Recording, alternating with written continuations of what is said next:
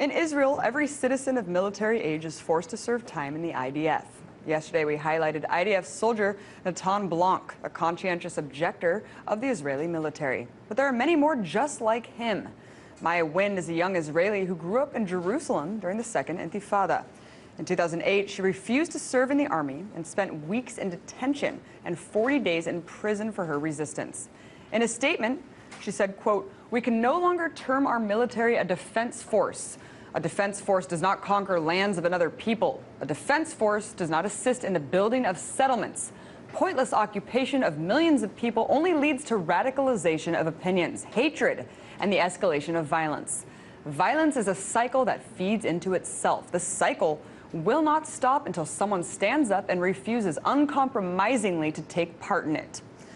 Well, earlier, I had the chance to talk to Maya Wind about why she resisted. I first asked her what the turning point was for her. I actually went into the West Bank, which is something that most Israelis don't do, and if they do, they go into settlements. But I actually went to Palestinian territories, to Palestinian villages and cities, and I actually met Palestinians there, and I actually saw what it was that we were doing, and it dawned on me that we were actually occupying Palestine, that we were actually, in fact, in control of them, and that they were merely resisting what our undemocratic regime that we had there. So I went to Nialin. That was the first village that I went to, which is a village that Israel has built a separation barrier on its land, separating the people of the village from their olive groves. And when they nonviolently resisted, they were tear gassed and they were shot both with live ammunition and rubber bullets. And this really shocked me to see that these are the kind of things that we were doing and then calling it defense. What other kind of things did you see during your experience there in actual occupied territories? Well, I think it's very clear we have the occupation is sort of a multi-pronged effort, and it has many elements.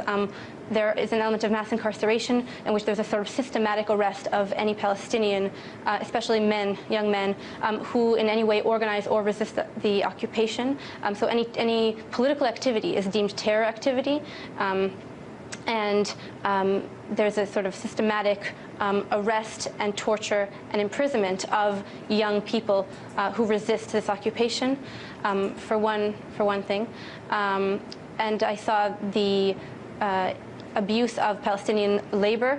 The Israelis have created a captive market in the West Bank. We control the borders. We control the economy. And these are the sort of things that we still term defense. And of course, I understood this has nothing to do with defense. Indeed. We know that you spent days in prison for your refusal, Maya. What was that experience like? Well, I went to military prison, and I have to contextualize that and to say that the imprisonment of Palestinians, many of which is without trial, through administrative detention for months and often years, with no trial, is really the real violation of activist rights and of political rights of Palestinians. We have thousands of Palestinian political prisoners in our jails right now. So I think anything that I have been through in prison is really easy compared to the experiences and repression that Palestinian activists like me, my counterpart Palestinian activists, have faced. And for me, the real punishment was the social pushback that I received from my decision. And what was that social pushback? Well, it's not a very popular move in Israel. We are a state of soldiers, and militarism has really permeated all aspects of our civil life, and we don't really have, I think, a civilian society as such, because we are all soldiers. And so it is very difficult, and people take it very personally when you refuse, when you speak out against the military. It's very unpopular, especially in this political climate, especially in times like these. I refused myself during Operation Cast Lead. That was when my draft date was, and I went to prison during Cast Lead, and it was a very controversial time to be making the statement that I did. Maya, you mentioned that barely any Israelis actually go into these occupied territories, see what's going on firsthand like you did.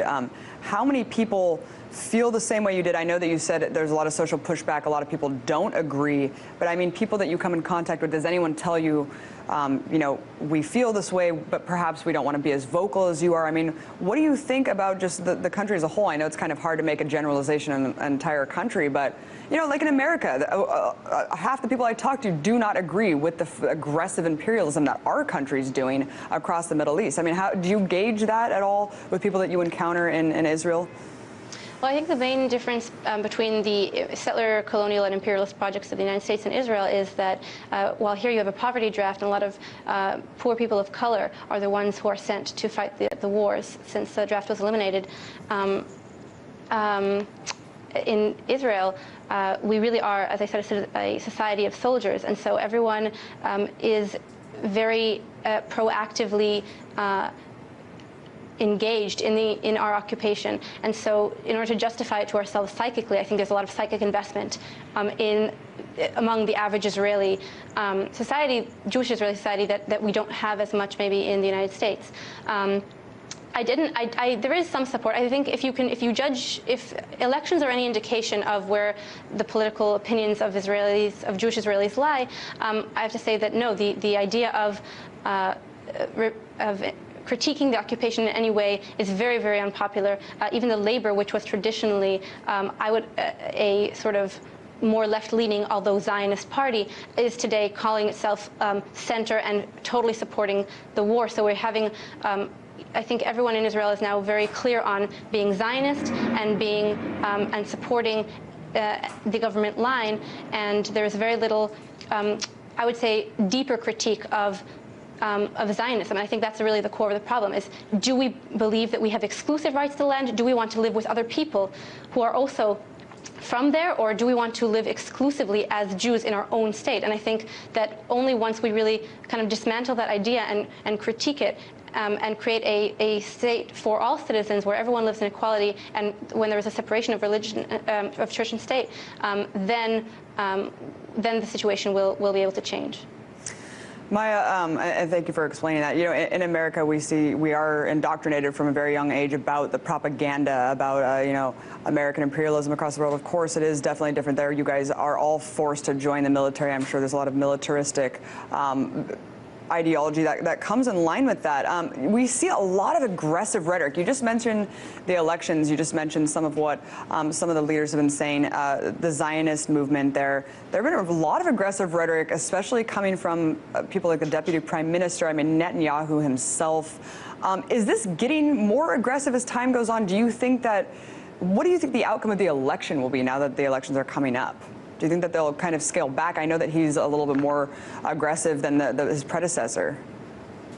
To be honest, I don't think that Israel has radically changed. Everyone's talking about how Israel has become more right-leaning. I think that Israel has always been, by definition, a colonialist project and demanding, like I said, Jewish exclusivity. And I think that has always framed Israeli politics. What we are seeing now, more recently, I think, is just an unmasking of that, an unveiling of sorts. And so people are just being more honest about the colonialist imperialist project that Israel is.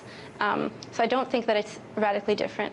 I see this current operation in Gaza right now as clearly one that is geared towards the elections. Netanyahu has received a lot of pushback over the last 2 years for his neoliberal policies that are unpopular in a country where overwhelmingly there is a very strong support for the welfare state, and he has really privatized a lot, and he's a big neoliberal, and so he's received a lot of pushback for that. And what better way to divert the public's attention from his neoliberal policies than by uniting against a common enemy in Gaza?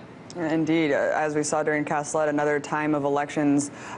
Really interesting point there, Maya. I mean, it just seems like the aggressive rhetoric saying they want to flatten Gaza. I mean, we have Sharon's son saying that in op-eds, that they want to bomb them back to the Middle Ages, that they want to just pretty much exterminate people. I mean, it's really insane to hear this coming from actual government leaders. But let's talk about the military. Let's talk about the fact that everyone has to serve in the IDF. I mean, are there any kind of grassroots initiatives happening in Israel that are trying to end this mandate that says that every Israeli must serve? Unfortunately, the resistance movement in Israel right now against the military is very, very small. To call it a movement, in fact, would be an exaggeration. There is an overwhelming support for the military as an institution in the country. And what are you doing? I know that you've been working tirelessly for years, I mean, ever since you refused to serve, about this issue, reaching out, awareness. What organizations are you involved in? Who are you working with? And how can people get involved? I feel like as Americans, we're really helpless looking at our government sponsor this occupation with our tax dollars. I mean, we pay over $3 billion in military aid for Israel. What can we do, and how can people get involved, Maya? Right, so that's a really great question, and I think part of the initiative, I'm currently living in New York, and part of the initiatives I'm involved in is really reaching out to the American public, educating the American public about their complicit role, and often direct role. Like, as you said, not only does the United States sponsor Israel militarily with $3 billion a year, it also vetoes every UN resolution that challenges the exclusive Jewish Israeli law over Israel and Palestine, and it really is the last sort of stronghold that Israel has. I think Europe has become much more critical, and I think it's really important to educate the American public about where their tax dollars are coming from, and what there are many companies, in fact, multinational corporations, American corporations, that are invested in the occupation itself, and that actually profit from the continuation of this regime. And I think it's very important to join campaigns that are going on. So I can just mention several campaigns that are going on in the United States right now. There's a U.S. campaign to end the occupation. There's Jewish Voices for Peace that have many divestment campaigns and initiatives going on. There's really many different organizations working to educate the American public. And if people would want to check them out and join them, that would be very, very important in mobilizing, because the Israeli public right now cannot be counted on to end the occupation on their own. They need pressure from the United States. That was activist Maya Wind.